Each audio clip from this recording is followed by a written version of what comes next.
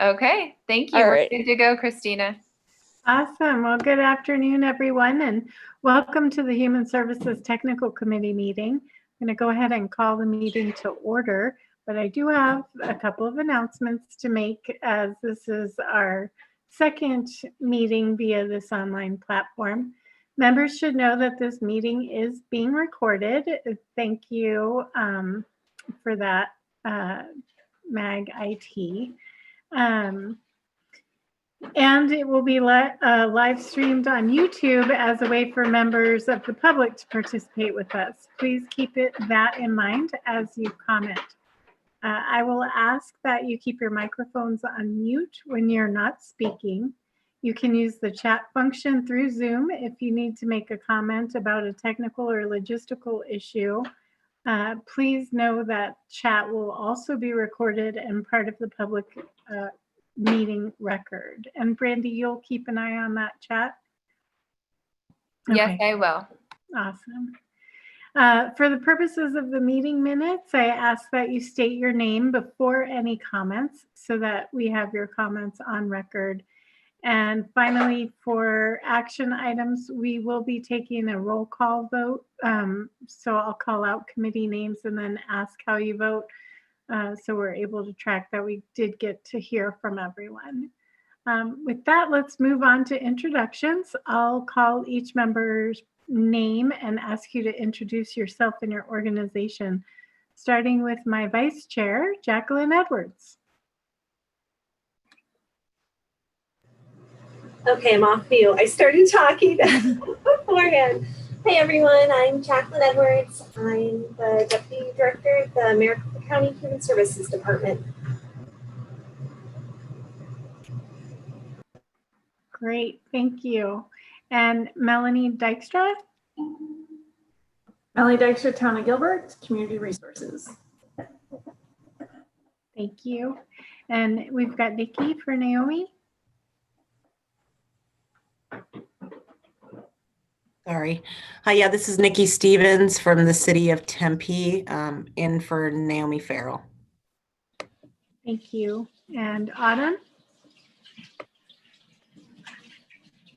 Sorry, Autumn Groom, City of El Mirage. Great. And Susan? Good afternoon, all. It's Susan Howlett with the City of Phoenix. Thank you. And Jason, I see you joined us. Yeah, sorry for running late. Jason Matthews with the Valley Sun United Way. Awesome. Great to have you here. Thank you. And Cindy? Hi, good afternoon. Cindy Saverino with DES, Division of Aging and Adult Services. Thank you. Did I miss anyone? I don't think so. All right, so I'll now ask staff to introduce themselves. Brandy? Hi, good afternoon, everyone. Brandy Mead, Human Services Director at MAG. Nice to see you all on Zoom. Thanks. And Tina? Good afternoon. This is Tina from MAG, and I work in the Human Services Division with Brandy. Welcome, everybody. Thank you. And the woman behind the curtain, Audrey? Hi, this is Audrey Skidmore. I'm the IT Director at MAG, and I'm your virtual host today. Thank you for getting us up and running.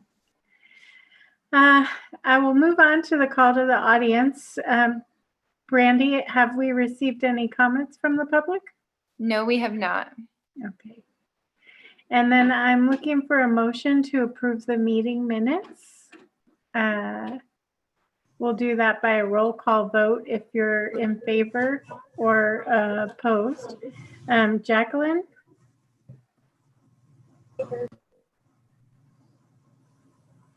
In favor, you said? Yes. Okay. Thank you. Autumn? Yes. Melanie? Yes. Nicky? Yes. Susan? Yes. Jason? Yes. Cindy? Yes. Great. Thank you, everyone. Most minutes are approved. Next up, we wanted to, this is a continuation and a deeper dive on our. Christina, I'm sorry. I'm sorry to interrupt you. I know we took a vote already, but we didn't get a second and a motion and a second. I just realized. I apologize. I'll make the motion to approve. Awesome. And the second? I'll second, Susan. Or Jason. Thank you. So now we'd like to continue a deeper dive on the discussion we began at our last meeting, and a special thank you to the people who did the little work session with us after. We took all of the brainstorm that Post-it notes, virtual Post-it notes, and grouped them into and then labeled the topic. And that's what we then emailed out to the group for you to help us prioritize in terms of topics to discuss. So the first topic we'll be discussing in a deeper level will be the effective service delivery. We were talking about the way that the changes in response to COVID-19 have brought about some positive changes in our industry. So to start with, I do want to give everybody a chance to just kind of help us all get on the same page in terms of effective service delivery, because it can mean so many different things. So I'd like to know when you're thinking about effective service delivery, what your measure is. And to ensure everybody gets a chance, I think I'll go ahead and call on people if that's okay. But then after that, just unmute yourself and start speaking when you have something to comment. But Jacqueline, what comes to mind for you when you hear the words effective service delivery?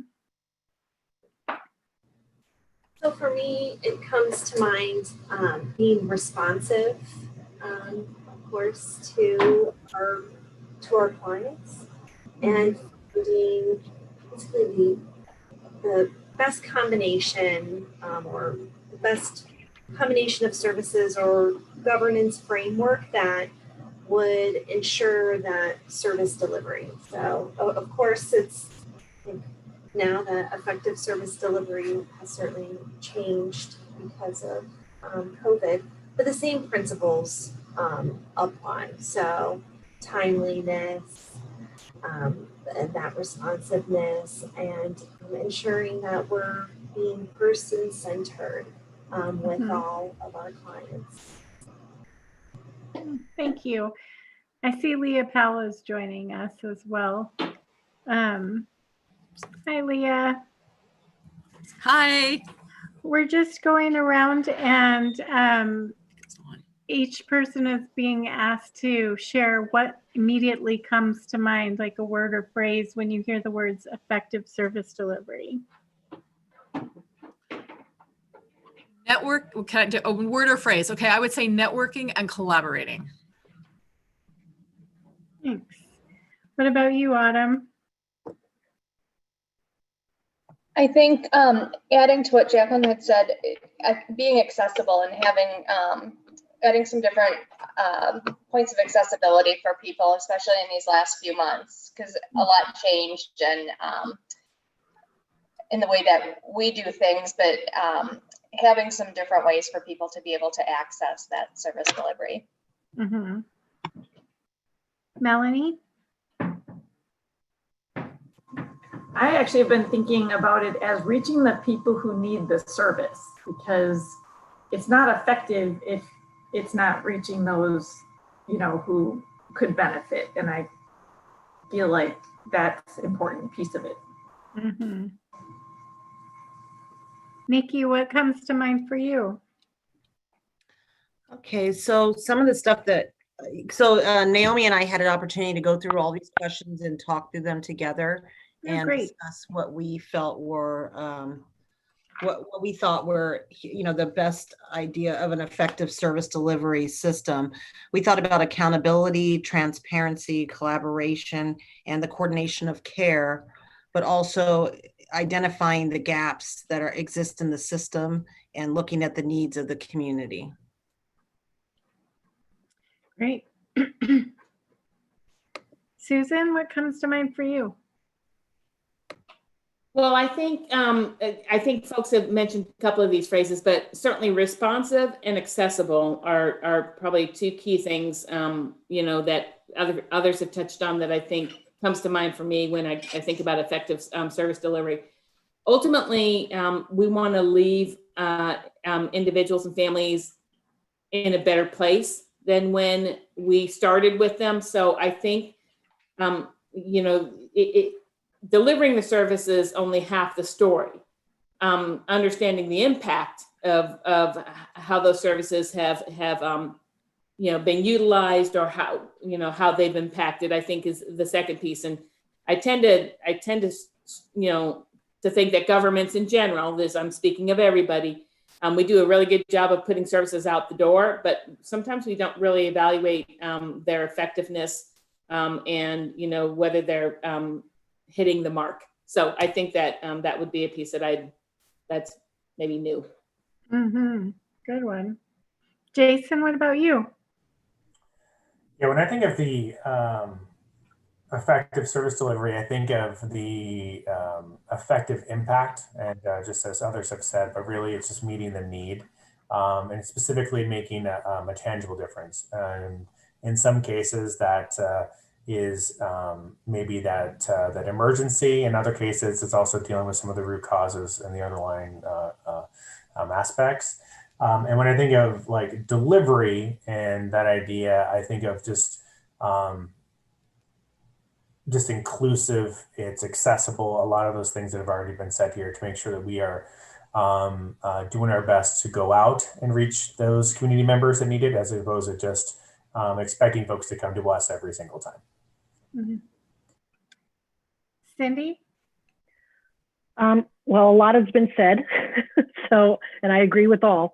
I guess I would say a collaborative system that enables individual accessibility to services that they need and want. Mm-hmm. And want, that's important. What about Edith? Hi, Edith, welcome. We're just going around and naming kind of a word or phrase that immediately comes to mind when you hear the words effective service delivery. Hello, thank you. I don't know if this was already said, but for us, it's equipping our staff to serve. So having them well trained and knowledgeable, being trauma informed, and having policies and procedures in place, and really hone in on that individualized care. Mm-hmm. Is what comes to mind for us. Aside from everything else that's already been shared. Mm-hmm. Yeah, we got some good stuff here. So specifically, but briefly, and if you have something to share, just go ahead and unmute yourself and start speaking. But what are some of the things that your municipality does to ensure effective service delivery? Or what have you seen others do?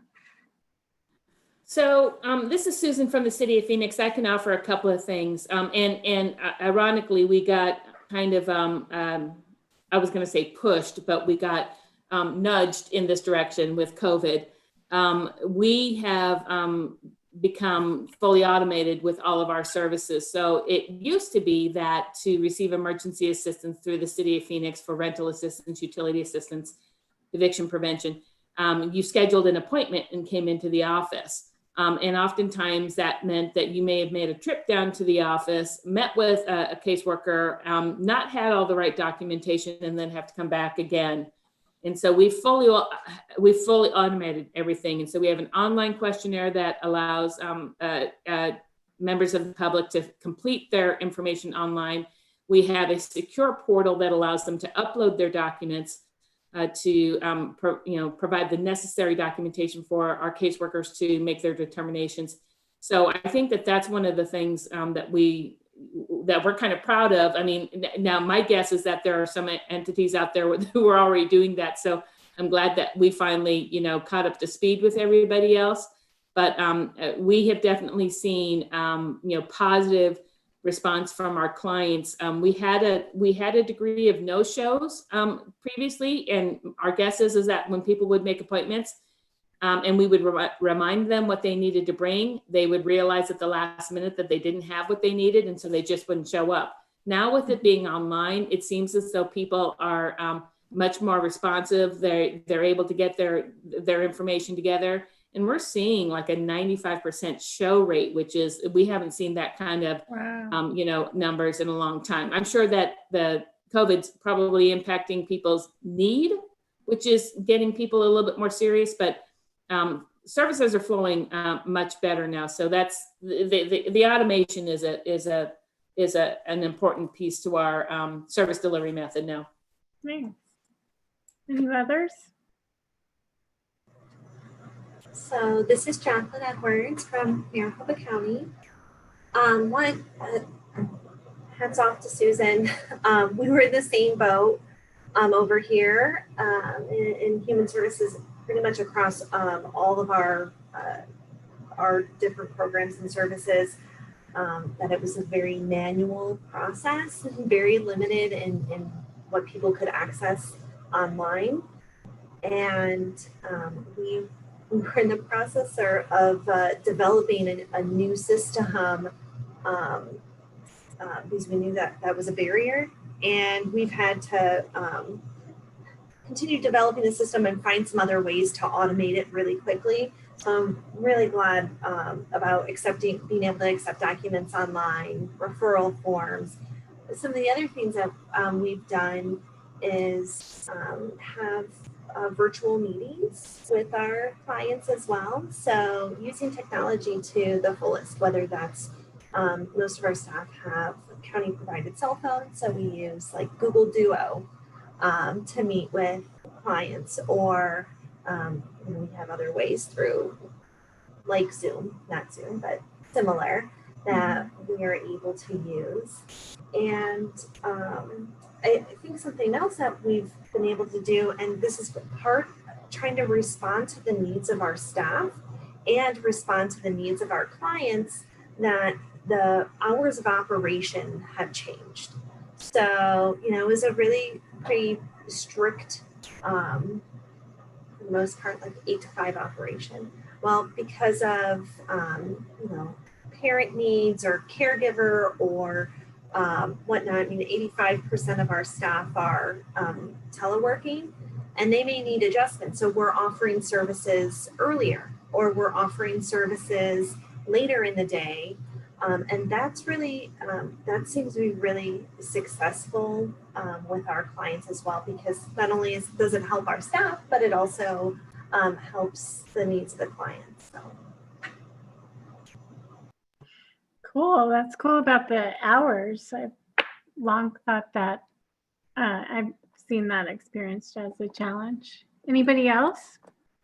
This is Edith in Avondale. I just want to add, aside from the varied methods that we have to offer service through online, phone, in person, we've transitioned over to an application process where it's on the client to come in, to get the application, and then it's on them to make sure they get all their paperwork. So we've been able to transition over to like daily assistance. So instead of, working from like once a month or once a week that you could bring your applications in and documents, now it's like, if we're open 8 to 7, Monday through Thursday, 8 to 5, 9 to 5 on Fridays, at any point in time, applicants can come in and submit their paperwork and their application, or call in or send an email to us. So now it's, definitely a lot more accessible.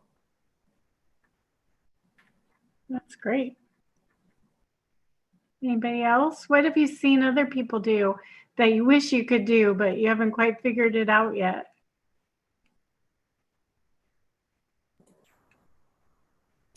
We want to become fully automated. This is Edith. So we don't quite have that internal database yet.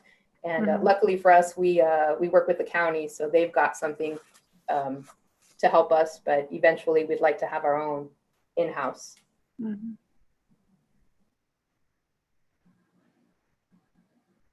So in terms of things that are, oh, Jason, were you going to say something? Yeah, I was just going to chime in really quickly. I think that, granted, the Valley Sun United Way is not a municipality, and, we just have different services. At the same time, it's been interesting to see like on how, what the desire of full automation looks like, especially for the communities that we serve. And so like, I think we have the same idea of like, how can we become fully automated? Our office is closed indefinitely. And so our entire staff is working from home. And so we were forced to do that. But at the same time, the communities that we serve, and that's a lot of them don't have access to computers or, those kinds of things. And so I think that for us, it's like, how can we, figure out new creative ways of becoming automated? And even if that is, having a telephone with someone and then the person or the staff member is automating it and just figuring it out and like working with them to answer the questions. That's little things like that of just like how to really bridge some of those digital divides that we see across, in all sectors, but has been really acute now. Because also just, technology reliability is just a whole other issue. Totally. We've noticed there's a lot of organizations and school districts that they are going fully automation until the computer crashes or the Wi-Fi goes out, and then it's like, all right, everyone go home. Well, everyone is home, so it's like, what do we do? So it's right. So just kind of striking that balance that's there. So. Oh, that's exciting, especially as a regional funder, to hear that getting your attention as well. And hopefully you can be a good advocate for us all, because it will go a long way. Thanks. So in talking about what's shifting, I've heard people talk about show rates going up and stuff shifting to online, and excited to hear about hours changing and more flexibility in the days you can access certain service lines. Is there anything else that's shifted?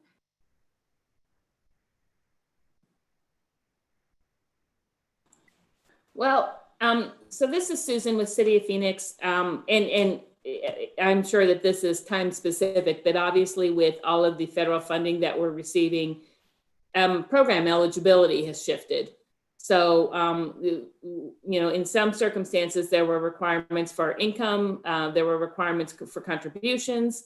And I think that the social services field is responding to the fact that individuals, particularly vulnerable populations, just don't have the same capacity to pull themselves up by their bootstraps. And so they appropriately have backed off of some of the conditions that people have needed to have for other assistance. And in addition, where some federal funding has limited service or assistance to one time a year, they're creating more flexibility for people to receive multiple, forms of assistance. So I think that there's some of those adjustments that are taking place in our communities right now.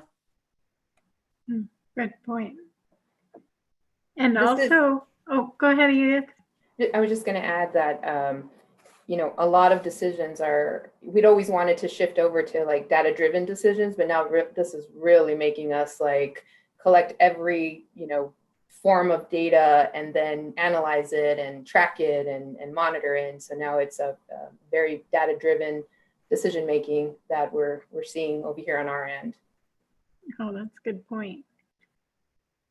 And also I was thinking in terms of the accessibility and the change in the documentation or requirements for eligibility and whatnot, I think that has the potential for a sustainable impact on helping to reduce stigma, because there's going to be a lot more people who have walked a mile now, which, is a tragic, maybe silver lining.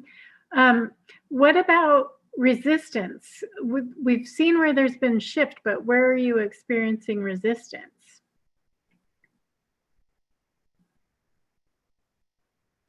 I can start. I think that what's interesting, Christina, is I do agree that there is a lot more individuals that have experienced some form of it, so they have walked a mile.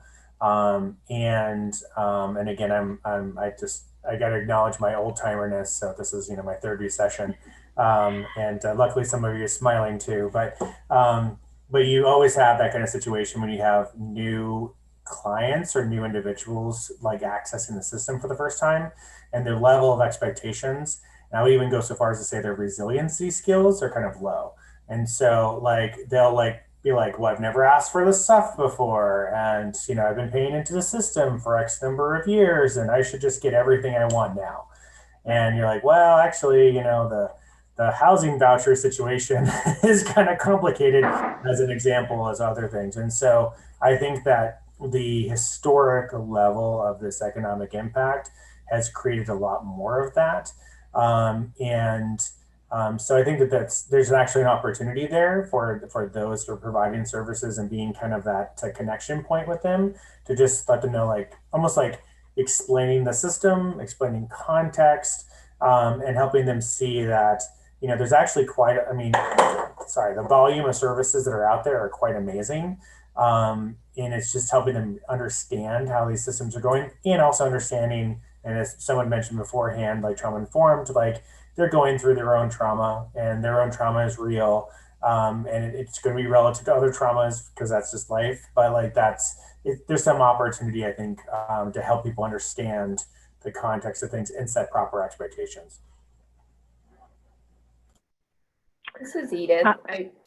We're seeing it from some of the resistance is coming from our rental communities, our landlords, and where it's like, we have help and you are making it really difficult to fill out the W-9 and send it in, we're payment is coming, but we need you to help us. So we're doing a lot of tug of war with that. This is Cindy. And in the aging world, what the area agencies on aging are experiencing is a lot of resistance with the clients right now, especially those that had received in-home services because of COVID are not able to or want to get those services right now. So that impacts them greatly. And what ends up happening is that either they don't get the service or a family member or friend then has to pick up those responsibilities, which then put a lot more on the if there's a caregiver or a family member. So it's been a big challenge. They're afraid. They don't want anybody in their home, and don't blame them. But again, that's just kind of then kind of works against them as far as not getting the care that they need then. Thank you. Any other resistance, Autumn? Yeah, we've got a lot of our residents that aren't traveling to their appointments as they need to. And we have our local dial-a-ride service that's with Northwest Valley Connect, and we are just seeing a lot of people that just aren't going to appointments as needed, be it to get their health appointments or to get their groceries or whatever it is, because we had a very robust service with Northwest Valley Connect. And you still there? Yeah, I've got a kid at homeschooling, and we tend to bog down about 2 o'clock in the afternoon out here. Yeah, we've just seen the transportation is, I know, one that's a huge barrier for people, and I know they're not going out like they used to be. Hi, Nicky? Hi. Yes, sorry. Hi, this is Nicky. Some of the things that Naomi and I discussed was, people stuck in the same old processes and not willing to change, and to, think outside the box, or to think of new ways to serve people, because especially with COVID, we've seen so many different changes. But I think one of the positive things with the COVID thing and getting people to work together is that we were forced to work together. We had to come together as a community and to be able to deliver services to individuals and doing things that we never thought were possible. So I think there was some positive that came out of that and working together, but it is challenging when the resistance is that people want to do the same things the same way. One of the things, what we thought was shifting too was the data collection. We need qualitative and quantitative analysis to be able to make decisions. We talk about making data-driven decisions, but from a human services perspective, that story is important. So when we're telling the story with numbers, I think we need, when we're trying to push those numbers, we need to have the stories of the individuals that we're serving and understanding. I think with human services, you can't have one without the other. That's a good point. Got to be careful we don't get distracted. Hi, Laura. I see you joined us. Do you have anything to add? We're talking about how things have shifted in terms of effective service delivery, or where you may be experiencing resistance to change in service delivery. I'd have to think that over a little bit. Or okay. Launch into some. Christina, this is Susan. Yeah. So I'm glad that Edith mentioned rental assistance. I'm sure that everybody's familiar with that, and that while I think in most situations, most of our landlords are wanting to make adjustments to help tenants to stay in the homes, there certainly are those landlords that may not have that altruistic perspective. Another system tied to that whole area that is not necessarily resisting, but they're having to make changes, is the court system. So our justice courts are having to, make adjustments to their process, and they're having to, create opportunities for individuals to appear telephonically instead of appearing in person, and that's affecting some of the timelines. We've been working with community legal services, and it's not as simple as community legal services parking outside the justice court to try to get a hold of tenants to provide their, some assistance or some advocacy. So I think that that's one of the systems that's, again, not resisting. They're just having to make changes. And then another area that I think is important is the food assistance system. Food assistance has traditionally been individuals coming to a pantry or coming to a food bank. And obviously with COVID, and particularly with vulnerable populations, we're wanting people to remain sheltered in place. And so those have been some real challenges, and that's causing food assistance, entities to shift how their funding is allocated. To some extent, now you've got to invest in drivers and storage, and vehicles and things of that nature. So I think it's interesting to see how some of those dynamics are playing out. I, for one, I'm excited about some of these changes, just from the standpoint that I think that it creates a much greater bandwidth to be ready for anything. My gosh, if nothing else, this pandemic is really putting us all in a position to be ready for just about anything. Let's hope, right? Knock on wood. But I think that I'm excited to see systems that I think previously said, okay, this is what we do, this is how we do it, and we're just really good at this.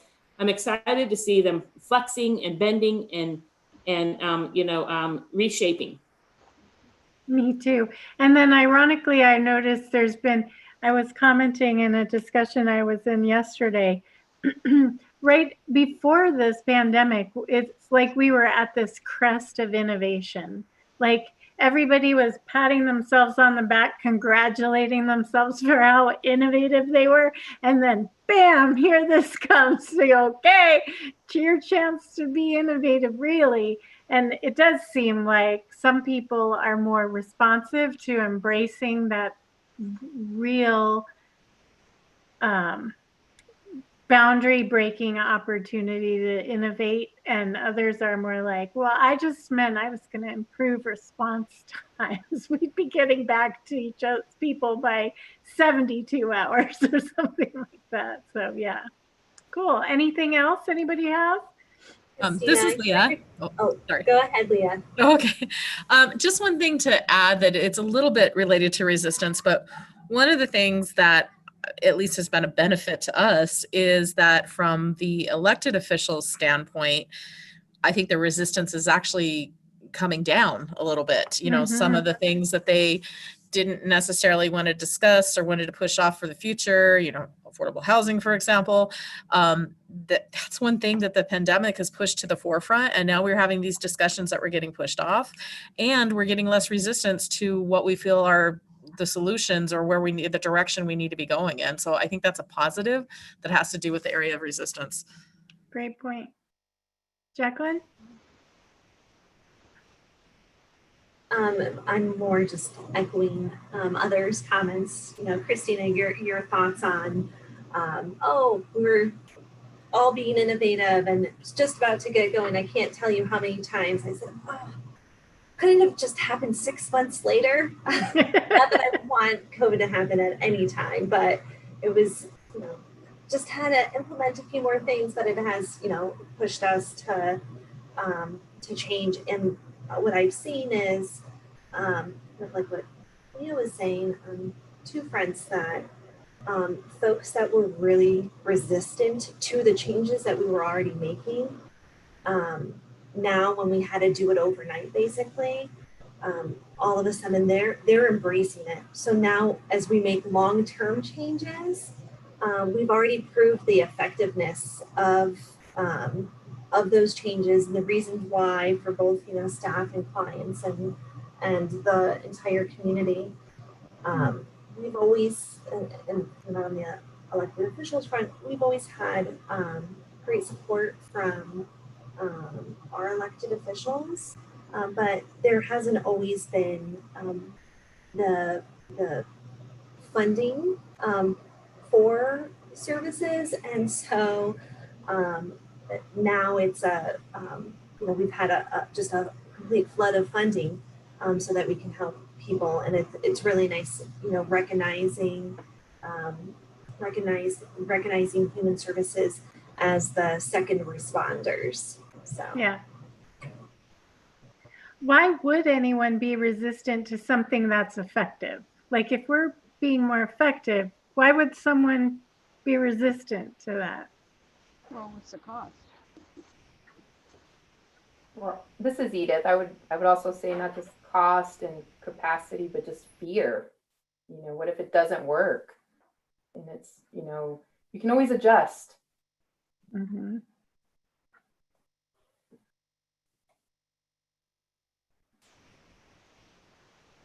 What do you think it is for the landlords?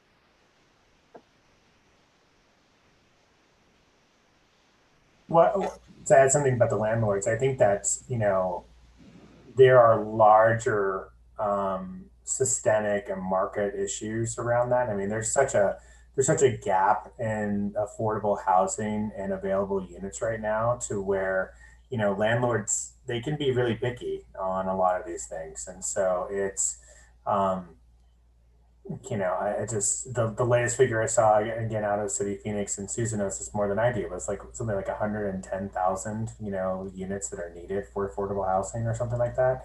And that's just Phoenix. And you know, that's not taking consideration of the entire region. And it's just the kind of marketplace where people can be picky, and landlords can be picky. And so, I've seen this in other communities where that gap is not there, and landlords do have to work with, you know, public housing or government authorities, because they need those partnerships. You know, to be blunt, you know, a lot of our, you know, landowners don't need these partnerships, and so they don't. And so, I mean, that's someone was talking earlier about some of those golden opportunities before COVID, and I think that was one of those. I think it's coming back again, which is great. But it's just, you know, it's just a continued issue. This is Edith. I think the other thing that plays into it is that some landlords might feel like it's a scam or fraud, or they just don't want to deal with the paperwork, no matter how easy we've made it now for them to basically, you know, fill one form out versus like 3 or 4 of them. And, there's also been pushback about, well, it takes too long to get payments, and we've addressed that as well. So it's just, and I'm going to agree with Jason too, that they can be very picky. So if they want somebody out, they'll make all these excuses to get them out. Mm-hmm. And with property values being through the roof right now, might want to unload some too. Right.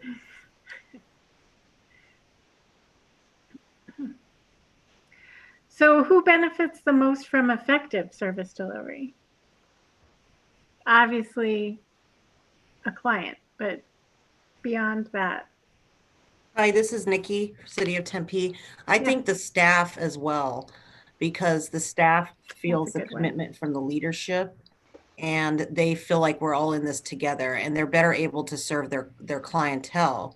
So I think that's very important, that the staff is obviously the clients. We all want them to be served, but I think the staff need to have buy-in and feel like they are effective in their service delivery. So the commitment by leadership to make that happen is important. So I think staff and the clients we serve benefits, and it's humanity benefits. Yeah, that's a great point about staff, because then that would have an impact on, like you said, your enjoyment of your work environment, and could have a direct impact on turnover and save the organization costs for training. And staff want to be able to make sure that they're doing something that's making a difference, and that matters. Sure. So if the staff feel like they're making an effective change, it creates buy-in, and they're able to communicate that to the people we serve. Good one. Anything else? Christina, this is Susan. So two areas, our systems benefit. The more efficient we are in serving individuals, the more resources and the more ability we have as a system to deliver on that. And then obviously individuals that have been served well and are stable are going to remain employed. They're going to have children in childcare services. So I think our economy benefits from individuals being served well. Good. Leah?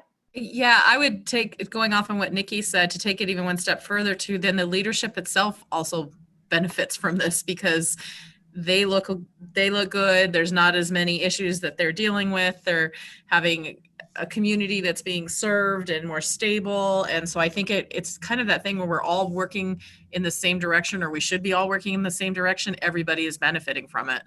Mm-hmm. Jacqueline?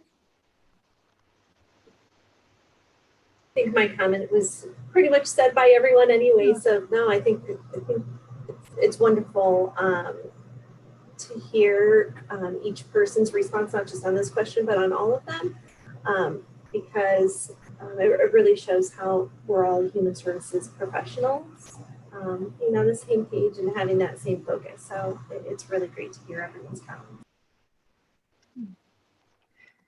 So going back to that whole, like how I was saying before, when we were at this crest of innovation, and now we know what real innovation is, reflecting back on the things we were talking about doing or having seen others do that ensured effective service delivery, like who might not view those actions as valuable or effective?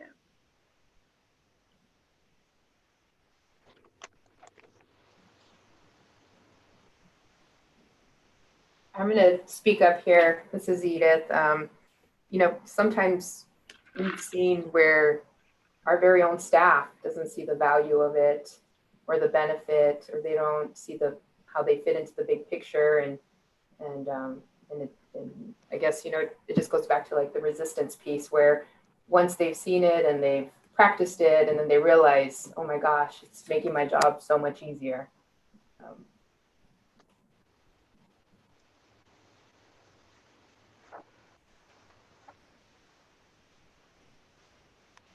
I agree, Edith. The big picture is necessary, I think, for people to be able to recognize where the efficacy is showing up.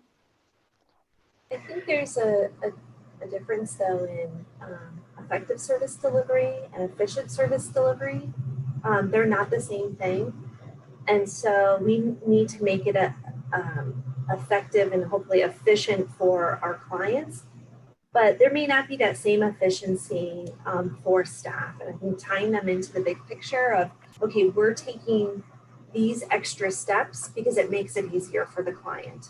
Because that's who we're here for. We're not here for ourselves. We're here to serve them. So effective service delivery, like I said, may not mean efficient service delivery, but you have to provide that that big picture understanding to staff so that they understand why we may have to go through additional steps.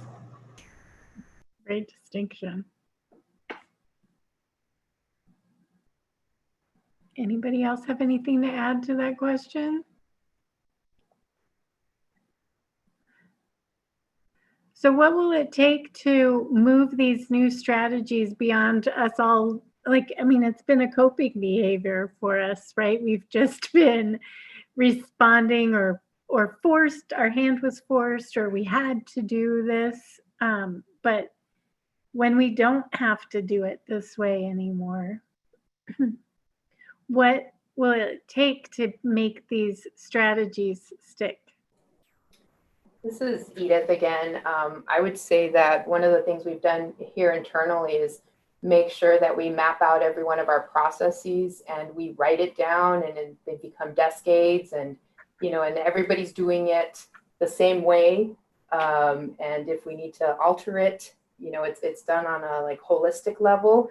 But that's one of the ways where, no matter who comes in and who's working on something, someone else can always pick up and provide the service. So we know that moving forward, like this isn't just a fad while COVID is here. Like we're making sure that it stays because it's more efficient and there's no confusion of how we do things and why we do things, while there's still always room for, to change it. That's awesome. This is Jason. Oh, sorry, Melanie. I was just thinking too, is like if people can, when we get through everything, because unfortunately things are going to change long term anyway, and it's going to be a long time before you go back to normal. But if there's some time a chance for people to sit and reflect and have a moment to process what lessons learned, what we've done, because if you're not capturing it, like Edith mentioned along the way, and really documenting it, it won't stick, I think, unless people reflect to say, this is how we want this to continue. This is how this needs to be done moving forward, and you really actually make that conscious decision. I think it has to be a conscious, decision that you've reflected upon and said, this is definitely the way it needs to be. And some of the things we're doing may not be the way to stay, obviously, but that's why the one that you have to really pinpoint and go, this is what we need to keep, happening, because this is what worked best. And like when they said, whether it's alternative hours, maybe that is something to think of. What things did work automated, Phoenix found that by having that opportunity, they were able to, maybe meet the needs of more people versus making them come in. So, obviously that's something that you want to just make sure that everyone understands. This is definitely something we want to continue when we're done. Mm-hmm. Thanks, Jason.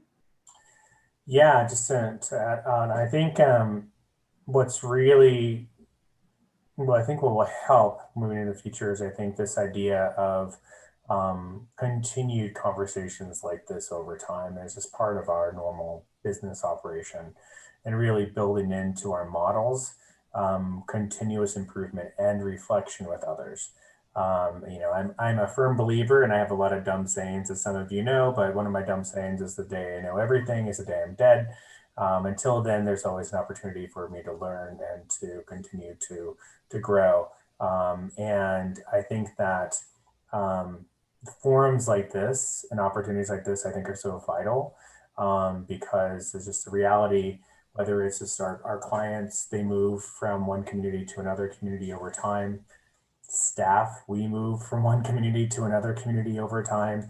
And it's I think the relationships and that desire to continue to improve, I think that's the secret. I think that's really where we can build, off of each other and with each other's successes and knowledge, to have the very best model for today, knowing that tomorrow we might need to have a different model because we just don't know what tomorrow is going to bring.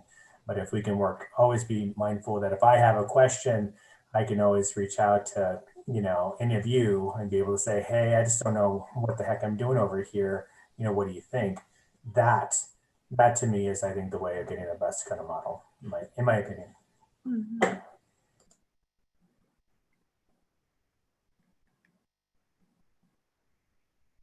So what I've heard so far is the way to make it stick is to assume the close and write it down and just keep doing it.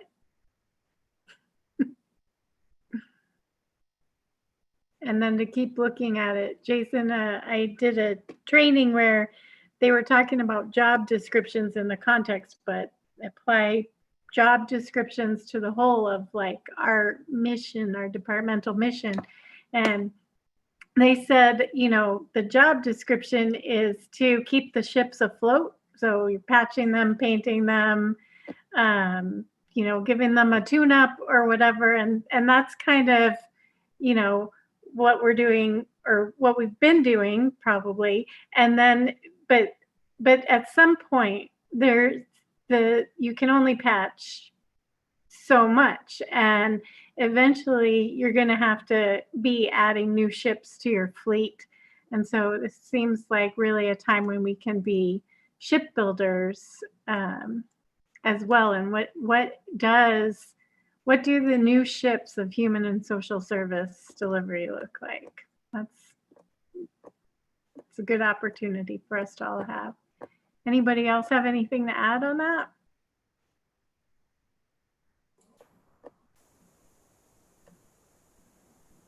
Edith, you psyched us out. Well, which of these examples would most benefit the region? We talked about having fully automated services, virtual meetings with clients, changes to hours, and changes to requirements, eligibility requirements. Maybe y'all can remember other things. My notes got too jumbled to be legible anymore. So many good ideas, but what do you think if we were to pick one or two for the region should be considered region-wide? Hey, Christina, this is Edith. I would probably want to say training, like trauma-informed training, self-care training. We've got one of the things that we'll face is, high staff turnover because of the line of work that we're doing, and burnout is a real thing. But if we can work on helping our staff to be able to take care of themselves when they're dealing with real people and their real problems, I'd like to see something from a regional perspective and support. Because we're either doing the work or we're taking care of our staff. We can't, somehow there's just not enough time in the day to do all of it. I certainly second that. I think that that's a really important thing. It's just, these systems are built on people, and it's a lot. It's not only a lot for the staff; it's a lot for our communities, and just trying to, quite frankly, just trying to keep people engaged in these issues for marathons, and that's where it's just you're going to get better impact, and also just creating the spaces for new generations to come in after us that also want to continue to do this work for the next 30, 40 years or so. And that's when I think we'll have a shot to try to end things such as poverty and hunger. I'm gonna, this is Susan from City of Phoenix. I'm gonna echo, both Edith and Jason.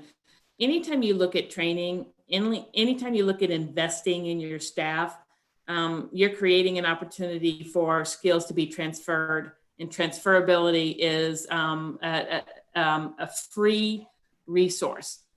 So I think that the opportunity to increase the quality of our staffing will allow them to make some adjustments and tweaks, almost intuitively as our systems continue to flex and bow and in some situations constrict. So I think that that's a really important piece, that's always going to be in my mind an upfront upstream strategy. And then I'll just mention this other one just because, and maybe it's just a concept that I think has been long overdue in social services, is I love the idea of making adjustable hours. I've been in this business for 30 years, and for 30 years I've worked 8 to 5 Monday through Friday. And for 30 years, practically, I've had people that call me in the evenings and on the weekends. And every single time I say, God, I got to get around to that. I've got to make that happen. Here's the other thing. More and more our staff are willing to work at variable schedules, because our staff have their own dynamics. They've got a child that they've got to get off to school in the morning, or they're trying to adjust to their partner's work schedule. Whatever the case may be. So the fact that at least the city of Phoenix hasn't made that adjustment is something that I would love to see. There be some leadership around it, and I also think that that's maybe with the one exception of if you're working out of an office or bricks and mortar, then maybe you might have some increased utility costs because you've got lights on from 6 a.m. till 7 p.m. instead of 8 to 5. Those are negligible in my opinion, comparatively. So anyways, whether it happens or it doesn't, I just know I'm a big fan of that. Yeah. Hey, Nikki, I saw you have to leave. Did anything at all from your guys' brainstorm already that you want to share before you go? Yes, there's a couple things I wanted to go over really quick before I have to jump off. Some of the things we went through just to kind of speed some of this stuff up. On like number 9, what needs to happen regional level, I think the leadership needs to be at the table. The decision makers need to be on board and be able to support the staff in regards to these challenges that we face. I also think networking, on number 10, the networking, the commitment, sharing those challenges and supporting other cities and other municipalities and other organizations. I think it's really important that we support each other, whether it's COVID or not, we support each other. And through these, for an example, Melanie from the city of Gilbert reached out to us at Human Services when there was a train derailment, and she asked, is there anything that we can do for you guys to support you right now? So those things I think are important, that we still commit to support each other, whether or not we're in COVID or not. We had the East Valley Managers Group where it really demonstrated the success of leadership taking that role and committing time and resources to that. And when COVID hit, we already had the people at the table. We were able to make moves really quickly. So those are just some of the examples. And I have to go, but thank you guys so much for allowing me to participate and give my feedback as well. Thanks. Thank you. Bye-bye. Bye. Anybody else? Yeah, Christine, I'd like to add in something. I'm sorry, Audrey, were you going to say something? Okay, I saw see the little yellow box light up. I'm like, someone's going to talk. To kind of piggyback a little bit of what was said just before, this idea, and again, it's a little bit of a selfish kind of request, but more and more communication about where there are common goals and common outcomes across the cities on particular human service issues. That's really, really helpful for organizations such as the Valley Sun United Way. And what I mean by that very directly is that, and again, some of you know, I've been in the system for a long time. Sometimes we have like something like, say, homelessness, but we're all kind of doing our own thing a little bit. This was one example. But that could be hunger, that could be education, that could be youth. It's not limited to one thing. But where there are those natural opportunities where we don't have to share everything, but just those big outcomes that we're shooting for, what that helps with like regional funders and organizations and even foundations and other funding organizations. Right now, it's hard to decide like what's the one thing that's going to move the needle on housing in Maricopa County. The answer right now is it's like 22-ish different things. They're kind of similar, but it just kind of depends who you ask.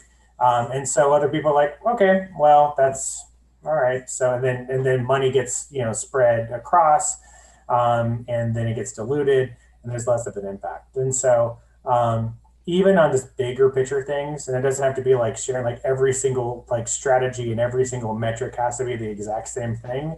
That's impossible, and I will never ask for that. But even just like what's the North Star that we're all trying to shoot for? Like, and if we can all kind of be shooting for that same thing and be able to communicate it and talk about like, well, we're shooting for this North Star, and with this one strategy, this works out amazing in the East Valley for X, Y, and Z. In the West Valley, I could say, hey, you know what, that doesn't really work for us, but you know what, we can modify that, then still shoot for that same North Star. Stuff like that is really, really helpful to us, because then we can go to one big funder or national funders and be able to say, this is what's really going to move the needle on something. And that's something I was already thinking about beforehand, but I think a lot of like the CARES Act funds that kind of elevated some of this a little bit. And that's something that we've been thinking about a lot. So just to share. Thank you.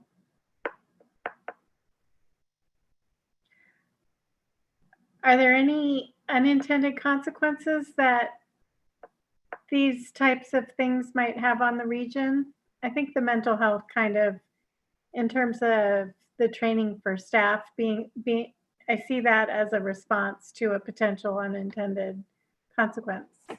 Anything else?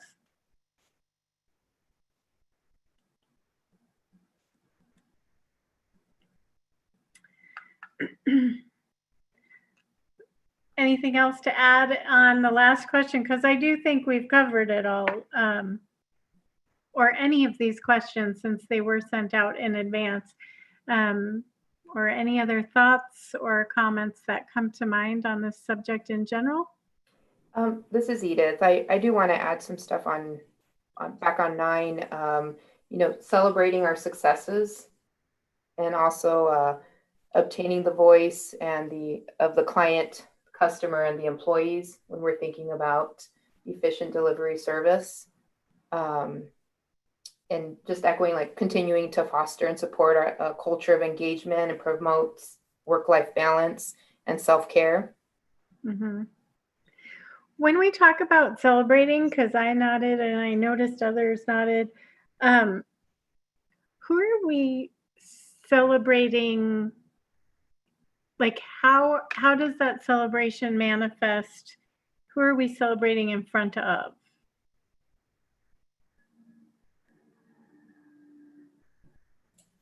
I would probably say, this is Edith again, at all levels, at our, staffing levels, at our, community level, with our clients, with our stakeholders and partners, with this group, we're not very good at telling our story, and, and the type of work we're doing, we're not just, you don't just find someone and fix all their problems in 24 hours and they're like good to go. So we have to figure out how to, get those incremental steps of success to tell the story, so that you can see like over a span of time, all the progress that people are making.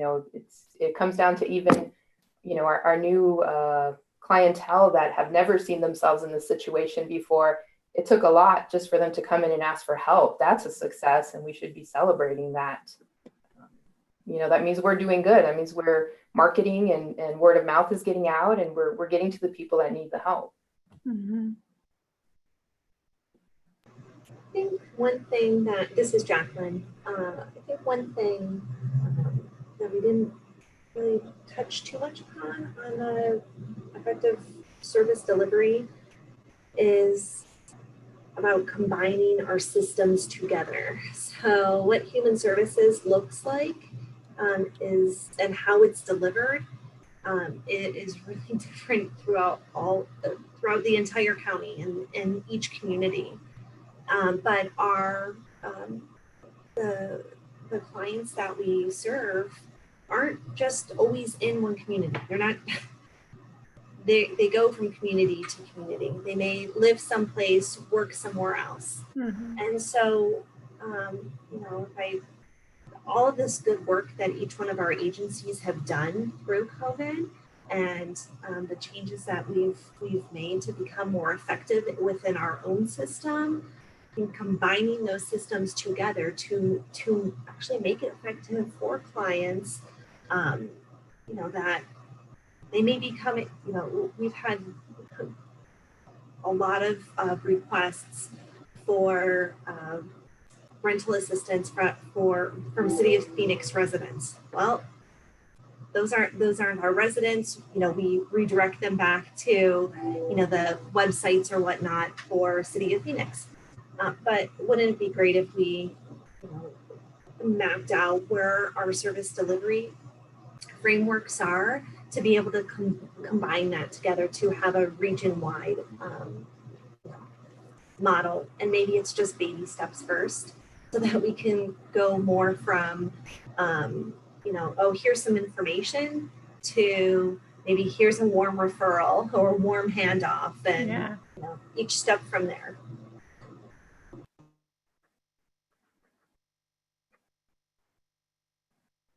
Anybody have any other thoughts?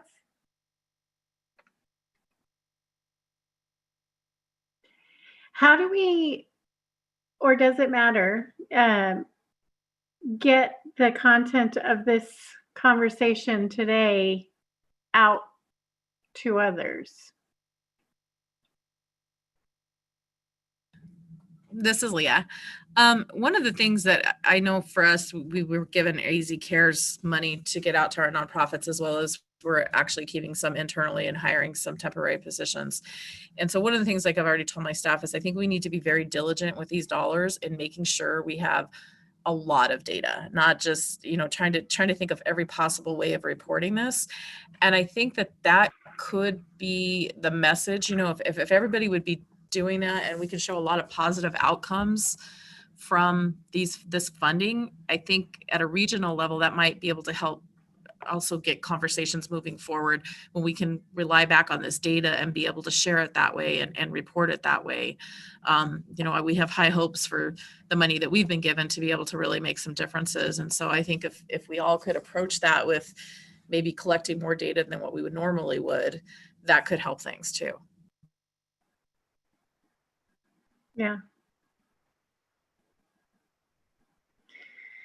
Well, I think we've tapped out this topic for this month, and we've used up a good chunk of our time. So next week, is there general agreement that we like having these discussions? And I think I said next week, but like I meant to say next month, we could move on to the topic of collaborative problem solving. Brainstorm that a little more. I think that will also, we can springboard off of what Jacqueline was talking about mapping out our systems region-wide a little too when we think about that. And also the training idea, I don't know, I just got this caregiver support group, or caregiver, you know how they do those caregiver events? But I had in my head a caregiver event for human and social service providers. So like the whole first half of the day would be trauma-informed care and learning about ways to care for yourself. And then the afternoon would be free massages, pedicures, manicures. I'm in. Now we just need to raise the money for it. Okay, so next on our agenda then, I want to thank you all very much, by the way, for all of your participation and the thought that you put in advance to having had the questions sent out. It was, you definitely invested time and energy in that. And I think it was for the benefit of our whole group. So thank you very much. Item 5 is our lightning round. This is where we just sort of go around the room and It's a chance to report out on any local or national best practices or provide updates on or opportunities for collaboration that you have or anything else you want to share in the room. I'll go ahead and call on people to help facilitate that. And inspired by what Leah said, I think it was, Leah. Also, if you can share any success stories from your CARES Act funding that you've received, it'd be great to hear that. Or for some of us, it comes through the state, but in general, CARES Act funding. So we'll start with Susan. Oh, okay. So, and I was trying to think when we met last, so I'm not repeating, but I'm sure everybody else is feeling the same thing. I feel like a day goes by and next thing I know, it's a week that's gone by. So there's just a lot going on, a lot of really, really good stuff. The city of Phoenix has been very fortunate to receive a lot of CARES Act funding. And with that funding, we've got a $75 million community investment a strategy that has services and supports for homeless, for domestic violence, for seniors, for low-income individuals, for our Head Start programs, just name it. Everybody's got a piece of the pie. And for my area in particular, regarding seniors and low-income individuals, we've been able to, not get into the food assistance game because that's not our business, but to support the food assistance game with $5 million to 6 different entities within the city of Phoenix to increase, food distribution, infrastructure, and even help the helpers. So those entities that are smaller, and because of COVID, they were finding themselves, maybe at risk of not being able to keep their doors open. We've been in a position to be able to provide grants so that they can keep their doors open. So we're excited about that from a food assistance standpoint. One of the most recent strategies we've had is a partnership with Community Legal Services. I mentioned this a little bit earlier, where Community Legal Services is going to be reaching out to tenants who have an eviction notice and helping to provide them with the advocacy that they need to support the process. And the great news about that is that Community Legal Services is also very much tapped into all of the rental and mortgage assistance that we have available. So they're going to the courts and going to landlords with solutions, in hand. Another area for us is senior programs. And so most people know that our 15 senior centers have been closed since March 16th. We, as a matter of fact, just recently put our full staff on telework status. They were still coming to the office, but we've been finally able to get the equipment available. And so now they're teleworking. But what this does is that this frees up the opportunity for us to really invest in virtual programming, which is the next phase. This is the post-COVID strategy of, okay, how do we deliver services in a different way? Knowing that many of our communities, our seniors may not have internet, they may not have internet-ready devices, and we've had to do some surveying and some assessment of their ability to do that. But we find that probably 50 to 75% of the individuals that have been members at our senior centers do have the capacity. They're interested, they're ready, they miss their friends, they miss the socialization. So we are starting to develop a full complement of virtual programming, all the way from physical activities to arts and crafts and mind and brain stimulation. One of the things that we're particularly proud of is in April, the city of Phoenix became the largest community in the nation to be designated dementia friendly. And so we're really excited about that accomplishment. And there's a phrase in this world around dementia that rather being dementia friendly, we're going to be dementia capable. And so really positioning ourselves to be prepared and ready to support individuals that are finding themselves with memory loss and cognitive impairments and their care partners. So we hope to launch our very first virtual memory cafe in August, on August 26th. We're going to start with very small cohorts, just 5 to 10, individuals and their care partners, and then eventually kind of spread that as we learn the business, learn what it means to deliver services online versus in person, and then, start to market a little bit more. And then just the big work of rental assistance and eviction prevention, utility assistance. We've got money coming from everywhere, and that's wonderful. But it's also a little bit of a pressure for the teams, because now a team that was used to only administering services with 5 funding sources, now we've got like 10 funding sources. And people might think that that's easy to do, but you've got to figure out which bucket the client fits in. And what we're finding is that clients come, call us up, not necessarily knowing what they want. They just know that they need assistance. And so there's a little bit of extra time that's on the front end for staff to figure out, okay, what's the best way to serve them. So we're grateful for the support that we're getting from, wildfire through the CARES Act funding, which came from the City of Phoenix, from the Arizona Department of Housing, through their State Housing Trust Fund. Obviously, DES continues to be a great partner for us in lots of programming and support. So we're just continuing to move forward as best as we can in innovative and creative ways. Thank you. Jason, you're next on my view here. Well, I'm pretty easy. The United Way doesn't have any care fund dollars to spend, so we are very fortunate to see all the great work that's happening. I think the one thing, just so all of you are aware of, is that we are dialed in with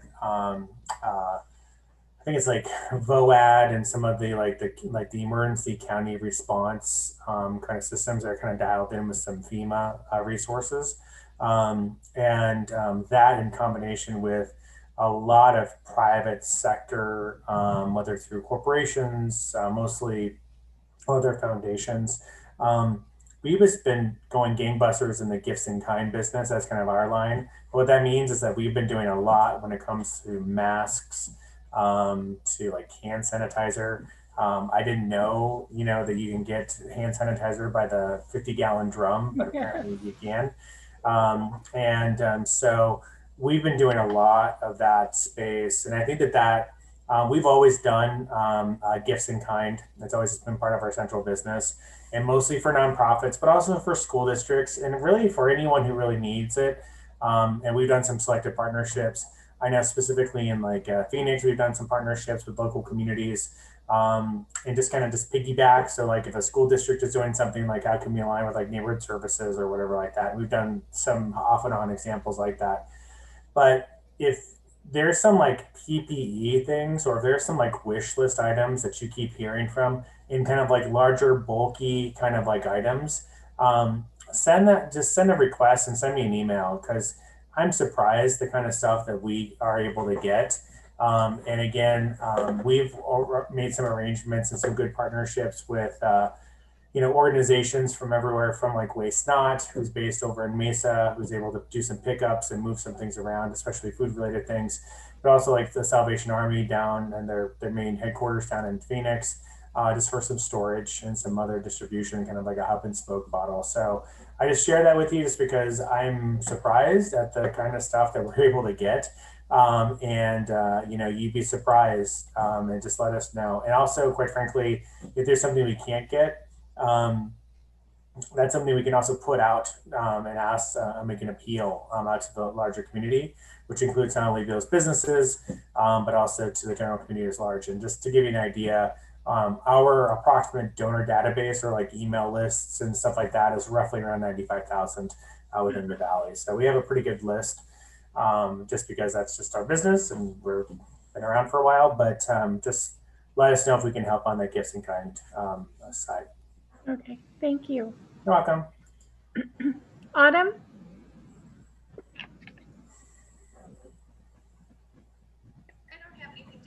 last time. We're just pleased. We partner with Surprise for our camp office, and we usually have our camp office in El Mirage open 1 day a week, and due to the additional funding through the end of December, we're open 3 days a week and have an extra staff member coming over. So we're excited about the additional people that'll be being served. So we're very excited about that. That's a big deal. Thanks. It is. Thank you. Laura, do you have anything? Not really related to what you talked about. The small amount of work I've done on CARES Act funding is all gone to the balance of state. Not me. Yeah. Thank you. Let's see, Jacqueline. So in the county, of course, we've been a direct recipient of CARES, and as the county is responsible for the public health response, county overall has been really busy, and HSD has stepped up to, like I said before, be those second responders, and really in making sure that those who are impacted by homelessness receive the care that they need if they have COVID. So we've invested a ton of time and money. And what's really different about our in our Human Services Department, in our Housing and Community Development Division, we had one person fully dedicated to homelessness, and now so we acted more as a collaborator and a funder in the system, and now we're really acting as a direct service provider and having multiple hotels set up so that the most vulnerable homeless can remain isolated, and then setting up another site in which it's acting as a hospital per se for those who do have COVID, so that they can receive that care. And say we're a small but mighty team on this front, but really I'm so proud of my colleagues and all that we've done in a short amount of time, considering when we've compared ourselves to what King County and other places were doing.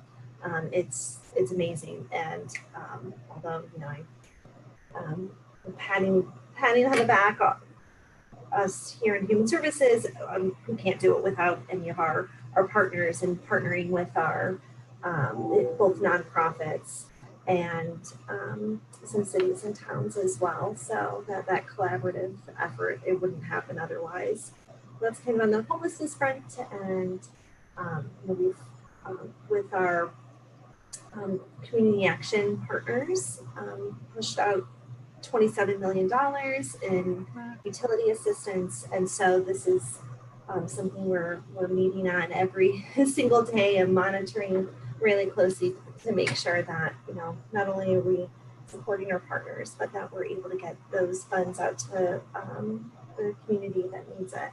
I think outside of CARES, what I'm excited about too is that we're really pursuing additional work for training and reviewing data with an equity lens, both race and social equity.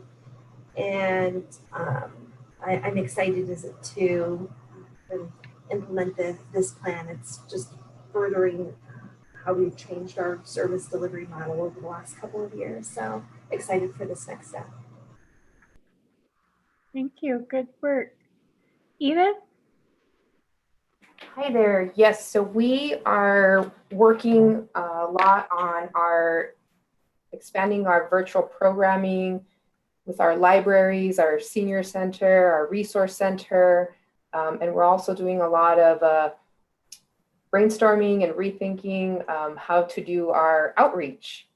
We used to be able to go to the school districts and to different locations and different, events, and now everything is canceled or it's, on a holding pattern.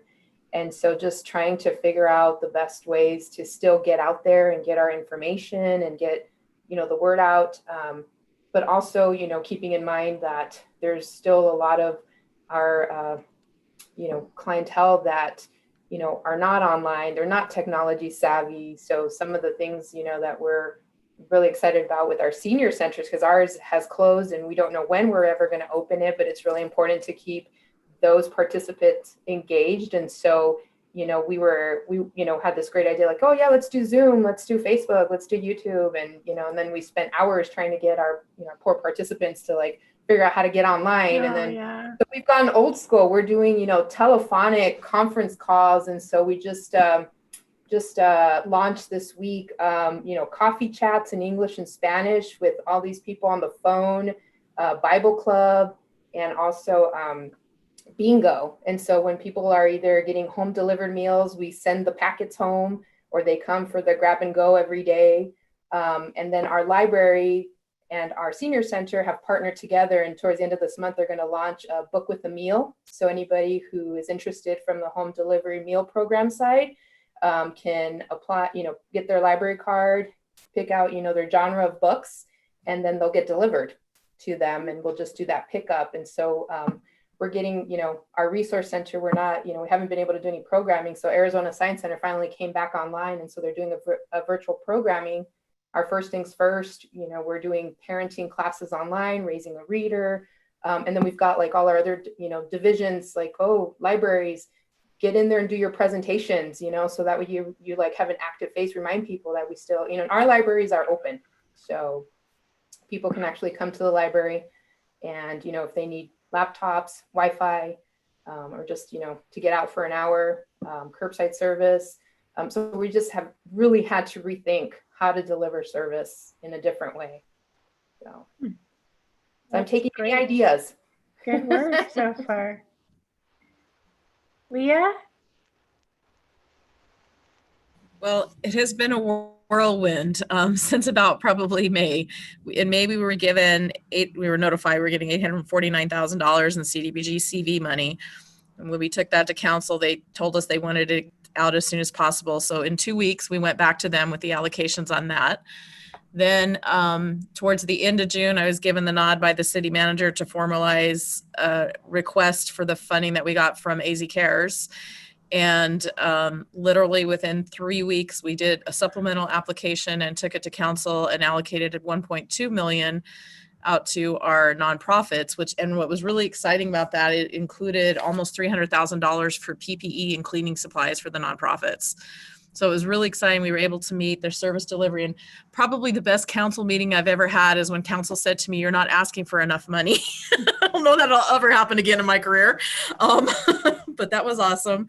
And so we did that. And we also, with those allocations, were able to get some funding in-house. And I just came from interviews today. We're hiring 2 community resource specialists whose positions will be to work with our nonprofit partners, faith community, all of our partners out in the community to make sure we are up with the latest of what the needs are from the nonprofits, but then also to create new relationships for new resources, and then help with some constituent assistance so that we're not just automatically sending everybody to the CAP office, because our CAP has $5 million they need to spend by December. So we don't want to add to the numbers that are going over there without knowing it's the right place to to push someone or to send someone. And when we do send them, we want to send them prepared for what they need to bring and all of those kind of things. So we're going to be working closely with our CAP office on that. We also created a temporary FSS, family self-sufficiency position for the general community, so that the CAP office and Salvation Army can in turn refer back to a family self-sufficiency type position that can work with families who maybe have a shorter path to self-sufficiency, to help them get through some barriers and do some goal setting and everything, and hopefully get them onto self-sufficiency. We're also adding 2 more homeless navigators by us, and the other one is through our contract with Community Bridges. And then in addition, we have funding to do some testing, COVID testing. so that like our iHealth program, for example, can run back to capacity because they need to do more frequent testing. And then also we found with some testing blitzes we've had that the low income population is not necessarily going to testing centers. So to be able to do some more mobile type testing. And then we also, the other pot was for a landlord mitigation fund to try a rental, to try to see if we can't attract more landlords. Both of the outreach specialists will also have the task of trying to recruit more landlords for our Section 8 program and our TBRA program. So it's exciting to know that. And then there's another $1 million that we have in reserve so that we can do another analysis probably in a couple more months, and just there will be a need for all the eviction prevention money runs out. I would anticipate that right now, I know there's lots of food with all of the different food banks, but that could dry up at some point. So perhaps, you know, next spring or early winter or late winter, that there's the need to shore up food assistance. And then also what happens with childcare and after school programs and all of those kind of things. So we have $1 million in reserve to be able to take another look at this down the road. That's great. Wow, I sure am proud to be in the company of all of you guys. In Goodyear, I just want to publicly thank the county for, through the CDBG coronavirus relief funds, we're in the urban county, and they're helping to administer emergency water utility assistance. So we were able to leverage that opportunity to expand the kind of emergency utility assistance that we know that our residents had been asking about for some time. And then also thank you to Avondale for being our regional CAP office and serving our residents with their emergency rent utility mortgage assistance. So we literally can't do it without you. And I mean literally in the traditional sense of literally. So thank you. Are there any requests for future agenda items?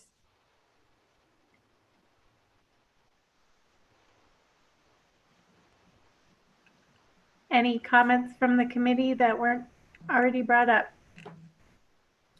I would just say that I think continue to have people report on what's happening with any of the special funding they have. That would be helpful. And then maybe also, you know, like I said, we created these 3 new positions, and we're really starting from scratch. We're not really sure what this looks like. We're kind of making it up as we go along. But if people are doing things like that, maybe hearing what's working and what's not working. Got it. Then, Brandy, do you have anything to add? No, just great discussion today. Thank you, everyone, for sharing. Thank you. Is there a motion to adjourn? I'll make the motion to adjourn. This is Jen. Thanks. And a second? I'll second. This is Edith. Thank you. And then roll call for the vote. Susan? Yes. Laura, are you there? Autumn? Yes. Jacqueline motioned. Edith seconded. Leah? Yes. Okay. Then I think we can adjourn. Thank you all. Keep up the good work. Thank you. Have a good one. You too. Bye-bye.